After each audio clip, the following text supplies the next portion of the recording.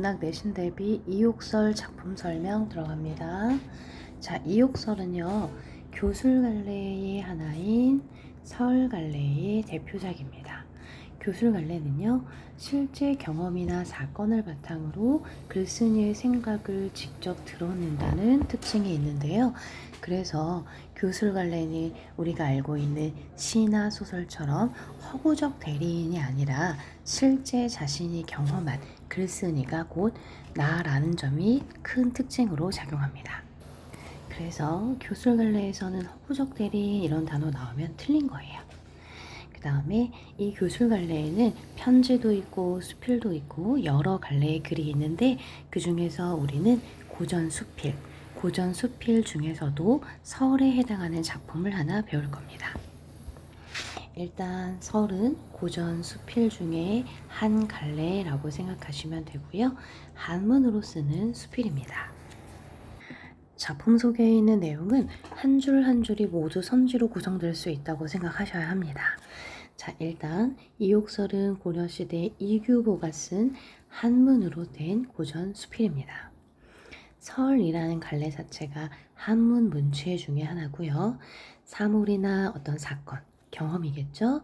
이거에 대한 생각이나 이치를 쓰고 의견을 덧붙여서 쓰는 갈래입니다.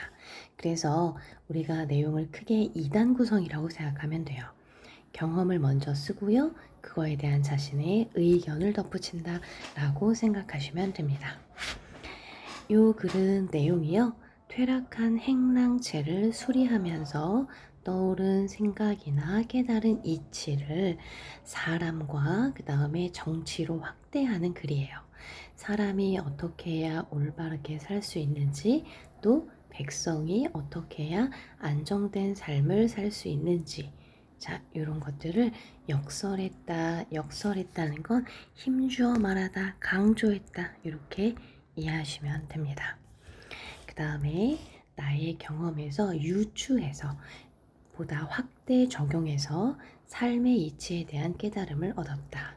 그리고 다시 삶의 이치에서 나라의 정치로 확대 적용했다 라고 이야기합니다. 자, 그러면 특징 경험한 내용이 나오고 그에 대한 의견을 덧붙이고 그 다음에 다른 상황에 적용해 해석하는 유추의 방식을 사용했다. 자, 유추라는 거는요, 주로 관계의 유사성인데요. A가 B 할 때 C가 D 한다. 자, 관계의 유사성. 행랑체를 바로 고쳤더니 쉽게 고칠 수 있었고, 사람의 잘못도 곧바로 고치면 쉽게 고쳤을 수 있다. 하지만 행랑체를 오래 방치하니까 쉽게 고칠 수 없었고 사람도 그렇다. 이런 식으로 관계의 유사성을 이야기하는 게 유추입니다. 자, 이 부분은 지금은 필요 없을 것 같아요. 그러면 이욕설이라는 작품으로 들어가 보겠습니다. 자, 이욕설의 이옥은요. 옥은 집을 뜻하고 이는 수리하다 그런 뜻입니다. 그래서 집을 수리한 이야기가 되겠습니다. 네, 아무리 수능 형식의 탈을 쓰고 있어도 내신에서는 팩트체크 문제를 반드시 출제하기 때문에 아주 디테일한 정보들은 모두 다 확인하셔야 됩니다. 집에 허물어진 행랑채가 제대로 버티지 못하게 된 것이 3칸이 있었습니다. 어쩔 수 없이 모두 수리했는데요. 그 중에 2칸은 생지가 오래된 애들이었어요. 그걸 알고 있었지만 어물어물하다 손을 대지 못하였고요. 한 칸은 비를 맞고 새어들었기 때문에 비를 한 번 맞고 새어들었기 때문에 서둘러서 기와를 갈아 넣었습니다. 수리하려고 봤더니 비가 샌 지 오래된 것은 석가래며 추녀며 기둥이며 들보가 모두 썩어서 못쓰게 되었고 경비가 많이 들었습니다. 자, 여기 호미로 막을 것을 가래로 막는다 나와 있죠? 작은 것으로 막을 수 있는 재앙을 큰 것으로 막아야 하는 경우. 그러니까 여기 이렇게 대조, 유비무한, 미리미리 준비해야 어떤 환란이 없다, 어려움이 없다 이런 상황과 대비되는 속담이라고 볼 수 있습니다. 한 번밖에 비를 맞지 않은 제목들도 모두 완전해서 다시 쓸 수 있었기 때문에 경비가 적게 들었습니다. 자, 그러면 첫 번째 문단에서는 비가 센 지 오래된 것과 그 다음에 한 번밖에 비를 맞지 않은 제목들의 대조를 통해서 어떤 경험을 이야기하고 있습니다. 자, 여기에서 깨달음으로 가는데요. 나는 여기에서, 자, 여기서 나는 글쓴이이자 경험의 주체가 되죠. 사람의 몸도 마찬가지라는 생각이 들었다. 경험을 통한 유추입니다. 잘못을 알고서도 바로 고치지 않으면 곧 그가 나쁘게 되는 것이 나무가 썩어서 못 쓰게 되는 것과 같고, 잘못을 하고 곧 고치기를 꺼려하지 않으면 다시 좋은 사람이 되는 것이 가옥의 제목을 다시 쓸 수 있는 것보다 더 잘 될 것이다. 그러니까 집보다도 사람이 더 중요하니까 집을 다시 쓸 수 있는 것보다 더 훨씬 더 좋은 일이 될 것이다. 나라의 정치도 이와 마찬가지다 라고 한 번 더 확대합니다. 모든 일에서 백성에게 심한 해가 될 것을 머뭇거리고 개혁하지 아니하다가, 자, 개혁이 바로 집을 고치는 것과 같은 행위죠. 백성이 못 살게 되고 나라가 위태한 뒤에 갑자기 바꾸려고 하면, 즉 일이 일어나고 난 다음에 고치려고 하면 소를 읽고 외양간을 고친다던가 죽고 난 다음에 약방을 방문하는 것과 다르지 않다. 붙잡아 일으키기 어렵다. 조심하지 않을 수 있겠는가? 서리법을 통해 강조하고 있고요. 때가 늦으면 안 된다.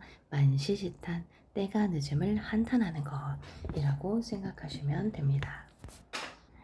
자, 그럼 글쓴이는 행랑죄를 수리한 경험을 통해서 사람의 몸과 나라의 정치까지 그것을 확대 적용해서 의견을 제시하고 있다라고 볼 수 있겠죠.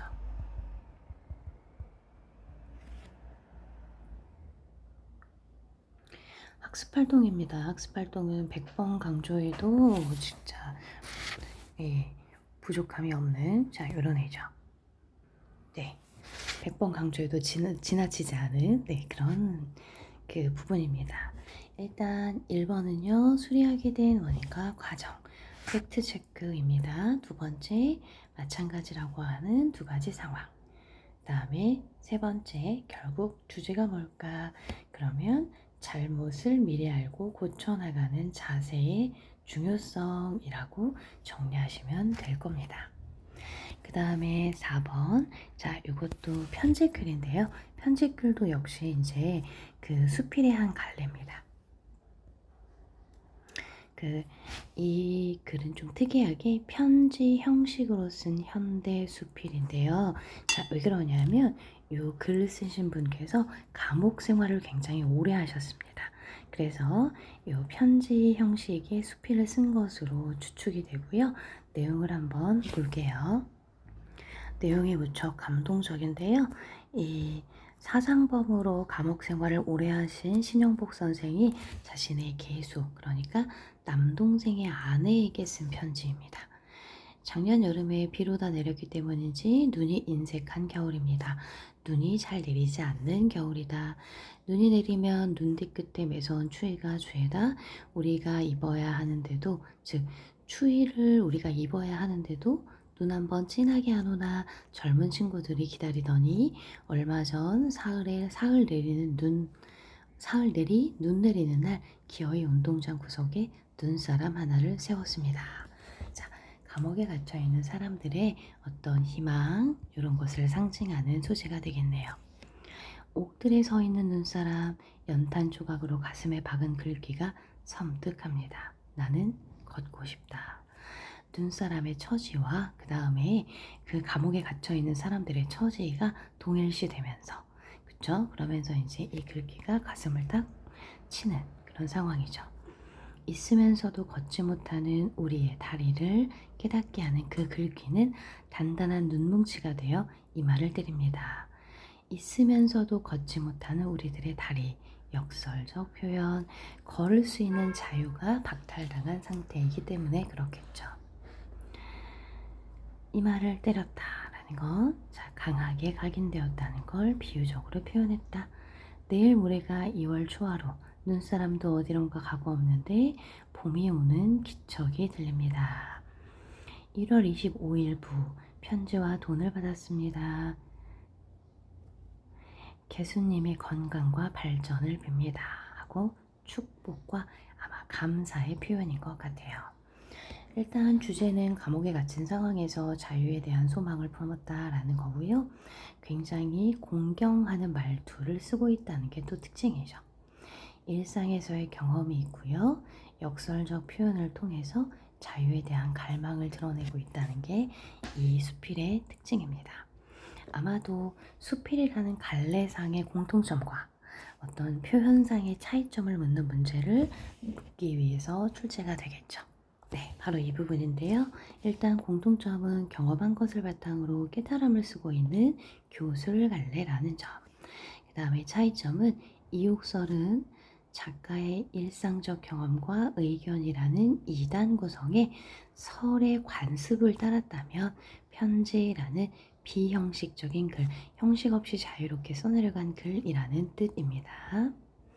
자, 여기까지 정리하고 업로드 하겠습니다.